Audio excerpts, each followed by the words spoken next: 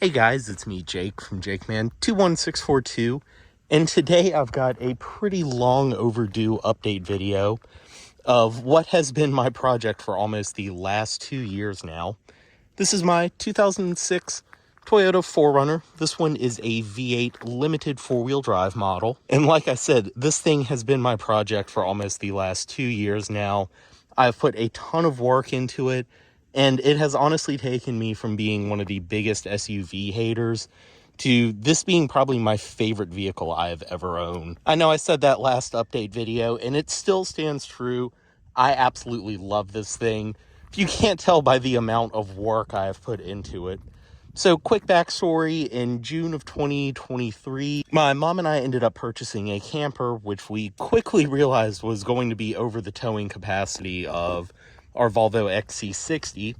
So I ended up selling my 86 Toyota MR2 and decided to put the money into something that could tow. It's also still something I'd actually enjoy driving and can use for plenty of other things. Of course, having a few other friends of mine into 4Runners, my best friend also having a 4th gen, these were immediately what I started looking at. A big thing at first was it just has to pull the camper, but then the more I thought about it, I am getting rid of one of my cars.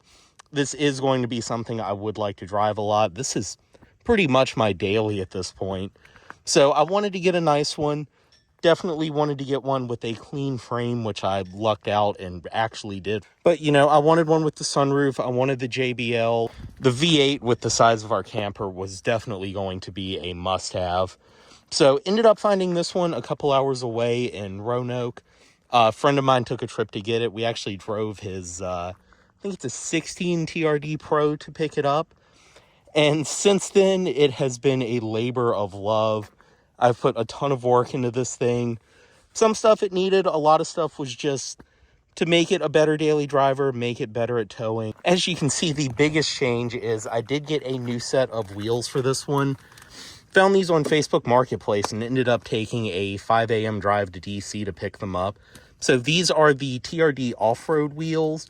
I believe these specifically are off of an FJ because they don't have the black inserts. But either way, these are the wheels I've wanted since I got it.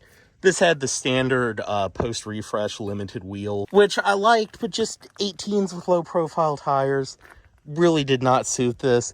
These made it drive a lot truckier, and I'm a huge fan of it. But they are riding on Pirelli Scorpion all-terrain tires.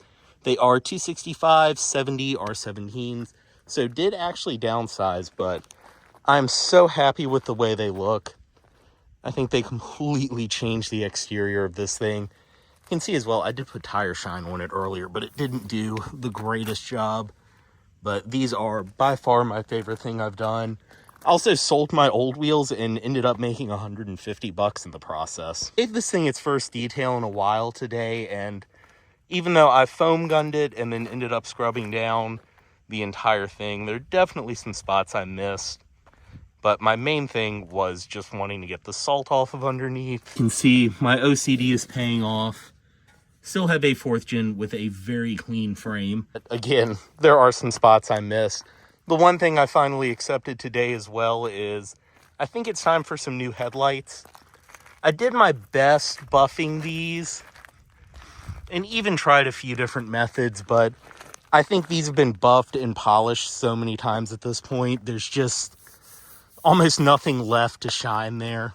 But it's $100 for a new set of lenses, so I think I finally will just go ahead and get that done. Otherwise, outside things that have changed, I did put LED bulbs in the headlights, LED yellow fog lights down below. I mean, you can see it does have almost 220,000 miles, so there are rock chips, there are hit and run marks, I guess you could say. This has had a few of those. But again, that's part of the reason I bought an 06. That's part of the reason I bought one with 200,000 miles. It's a daily. It's almost 20 years old. Things are going to happen to it. I street park this thing. I drive it through the city. This, in the last few weeks, has been through hell with the amount of snow we've had, too. But outside as well, did tint the windows. Did a 5% strip up here. 20 on the front windows. And then 5 all the way around on the rear. As did add a set of the eBay smoker visors. I feel like every SUV from this era, that's just kind of mandatory. Did leave the factory running boards, at least for now. Honestly, I love the lights on the outside, and they are legitimately useful for short people getting in and out of the car. Things that have changed, you can see that I did end up having the muffler pretty much split off. So I've added a MagnaFlow Overland exhaust. Very happy with it so far. Those underneath, they are a bit hard to see, but for towing, I did add a set of airlift helper bags. And I have to say, those helper bags, those have been one of the best things I've done for towing with this. Running them at about 30 PSI, it keeps this thing level. It's nice and stable on the highway, and for our Winnebago hike, it is more than enough. Now you can see on the back, one thing I did have to add was this kind of crazy looking riser hitch. And that's because our camper has a 2-inch lift from the factory. And on these with the V8, your hitch is mounted on the frame, so it is very low. You can see on a V6 about up there is where your hitch would be. These didn't have any other than the front V8 badges from the factory, so easy way to tell from behind if one is a V8. And I actually did manage to score a matching black rear bumper at the junkyard, which this has been there since we got it. You can see it does have some marks from learning how to back up the camper. But found a bumper that matches for it, so eventually will get that swapped out. It was pretty easy to remove the one that I got. Then, of course, another casualty, too, learning how to back up the camper was this taillight, and you can see the bumper doesn't align perfect, but did replace that. That was like 60 bucks on eBay. Then down here as well, this was already dented when I got it, so just covered it with stickers. Another thing I've replaced twice now is this roof rail cap. It was actually missing when I got it. Got one on Amazon, got knocked off in a car wash. So same time I got the bumper I haven't put on yet. Did pick up this one at the junkyard, which you can see already car wash has taken a chip out of, but this one is JB welded down, so shouldn't be going anywhere. Another thing too, I do need to cut them to kind of make plates for right here, but with the new wheels, did end up removing the rear mud flaps. But we'll go ahead, get in, start this one up, and let you hear that exhaust. I think I've shown it before on video, but did end up getting this AJT Designs key fob cover. And inside, you can see this one, being a limited, does have the beige leather, which I'll admit is not perfect. It is definitely a beige interior with 200,000 miles. And you can see too, this one, still have not gotten it fixed. I do have a new interior guy now though, so it's coming. But typical truck seat, it's honestly not as bad as most of these get. And I've honestly amazed I haven't made it worse in the 10,000 miles I put on here. Go ahead and start it, and then I'll probably end up flipping around actually so the sun doesn't ruin the rest of this video.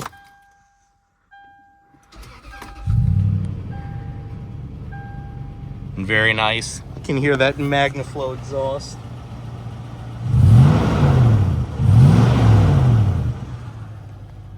I'm in a park, so I don't want to ruin anyone's day, but be right back. I'm going to flip this video around just so I'm not fighting that for the rest of it. All right, so inside of the 4Runner, you can see I did just clean it today.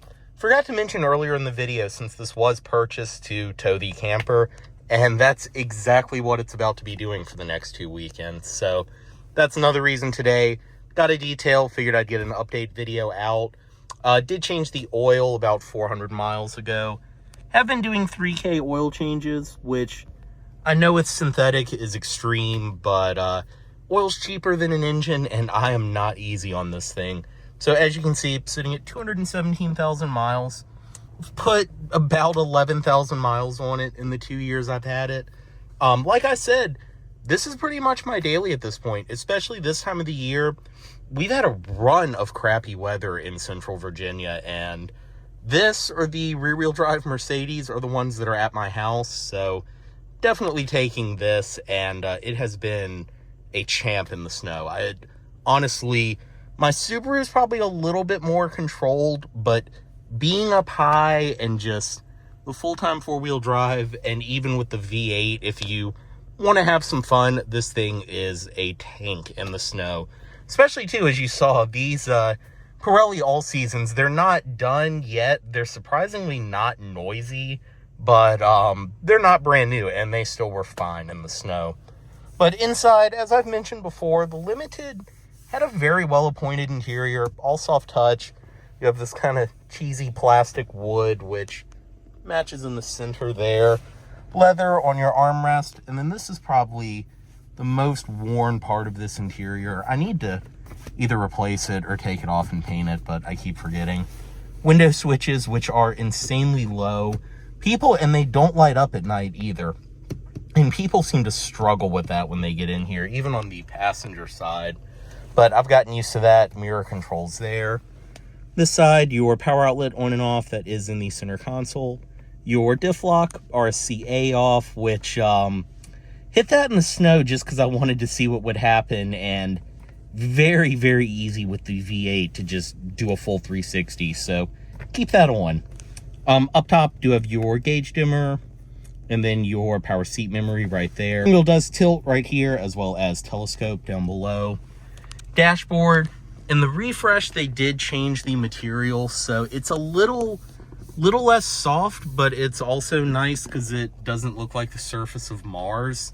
I still think this one was replaced under warranty at some point. I've seen the post-refresh ones crack.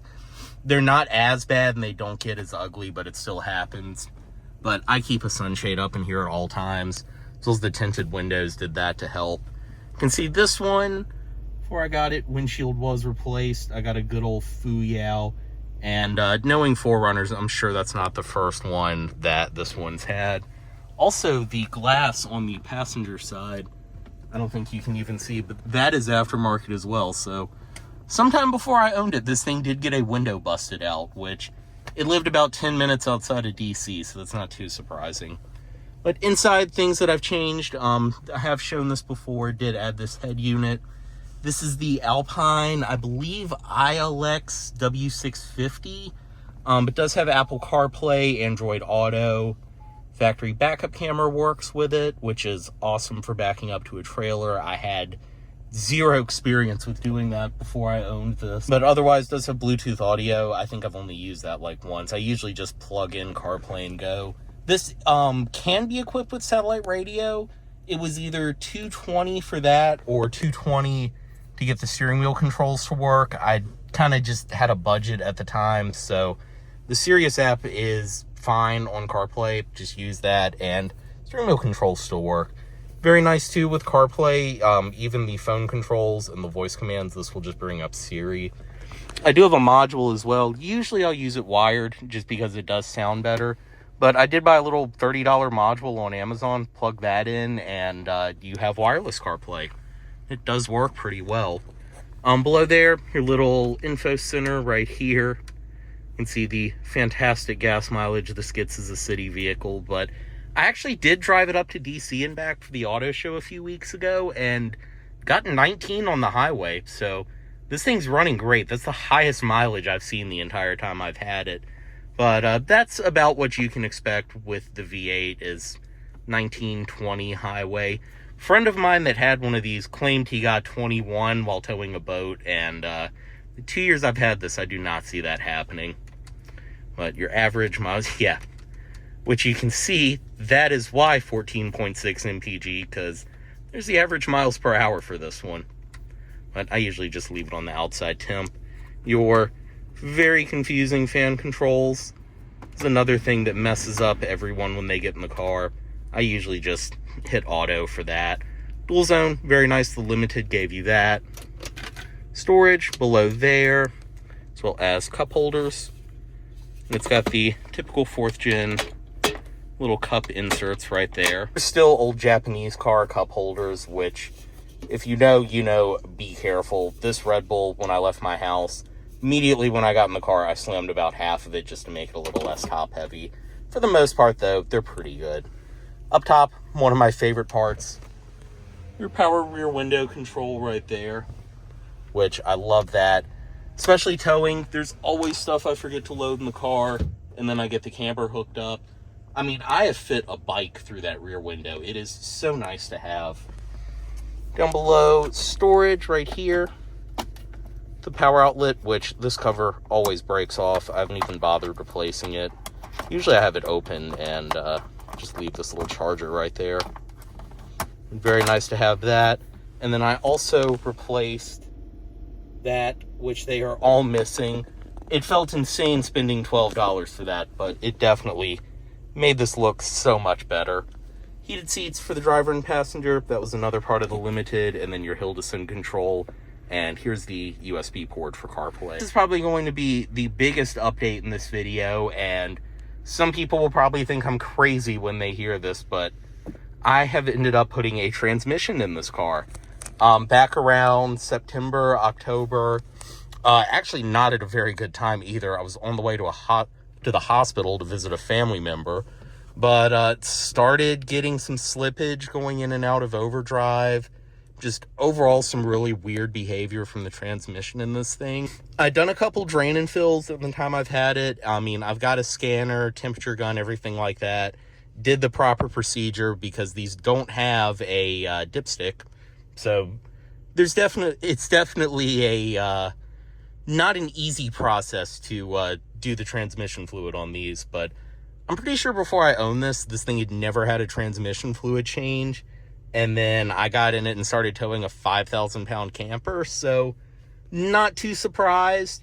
For the budget I was working with, anything else I would have bought, I probably would have put a transmission in for now.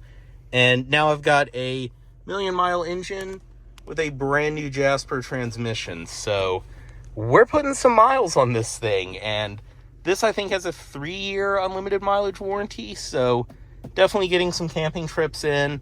I'm not mad. It was actually not as expensive as you'd think to get a brand new Jasper transmission for this thing. And the shop I took it to, they were amazing. I think I dropped it off on a Thursday and I picked it up Tuesday morning, which is another reason why I wanted something body on frame, because it was not that big of a deal to remove and replace the transmission on it. But now that that's done, one less thing to worry about, I guess. Back here, center console, storage in there, and then you do have your little pop-out compartment on the front. You can see that it does get used as a lunch tray sometimes. This definitely has taken a little bit of a beating in the time I've had it. Sunroof right here, which I kind of forget, even though I said I wanted one with a sunroof, I kind of forget I have it sometimes, but it does work. It is nice. I usually will just pop and vent it. I wish it had the sunroof vents. I've been spoiled by European cars and having that. All the interior lights I did replace with LEDs. Garage home link, which I have no use for. And then a very tiny sunglasses container. Auto dimming review mirror with your compass and everything else up there. And then I did forget to mention, but the backlight for this, as well as most of the climate controls, I did take out and replace as well right after I got it. Oh, we'll go ahead, step out, and I'll show you guys around the rest of the truck really quick. Pop the hood as well. And then this I need to fix. The gas door did end up snapping, so I just have the wire right here, and we'll usually pull that to open it.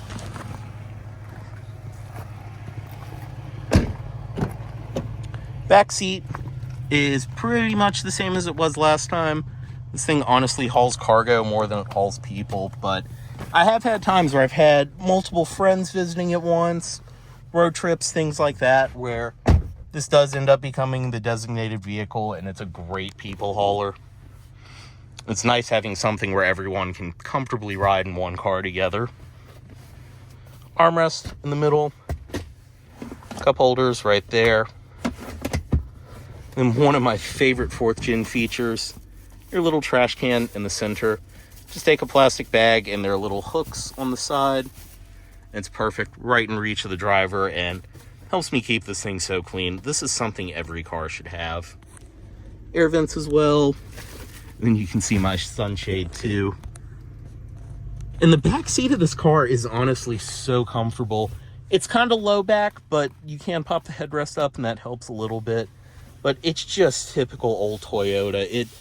I feel like I'm in a friend's mom's car in elementary school when I sit back here, because, I mean, this is what everyone drove back then.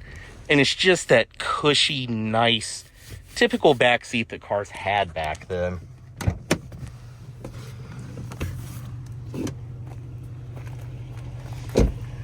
And then inside of the trunk, which I will admit was in embarrassing shape last time I did a video of this thing.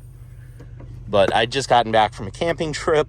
But you can see in better shape now. I keep a lot of essentials underneath of here for camping and stuff like that. And then leave the shelf up. I did steal this out of a 5th gen, and surprisingly, it fits pretty well. Help hold things back and store things.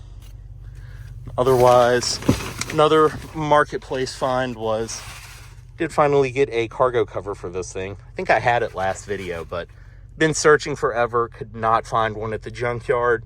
Finally, 50 bucks on marketplace. I just said, screw it. Storage compartments back here.